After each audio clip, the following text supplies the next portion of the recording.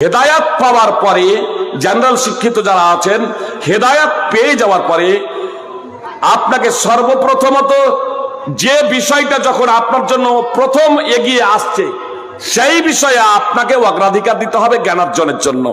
সর্বপ্রথম জ্ঞানার্জন করবেন হেদায়েত পাওয়ার পরে, যে কালেমায়ে শাহাদাতকে ভালোভাবে জেনে বুঝে তৌহিদ এবং শিরক এই দুটো প্রসঙ্গে, যে তৌহিদ কি এবং যে কাজটা করতে শুরু করবেন। 5 ওয়াক্তের নামাজ প্রথমত হেদায়েত পেয়ে গেলেন, কালেমায়ে শাহাদাত পড়ে নিয়েছেন, জি এবার সর্বপ্রথম আপনাকে যে বিষয়টা করতে হবে 5 ওয়াক্তের নামাজ।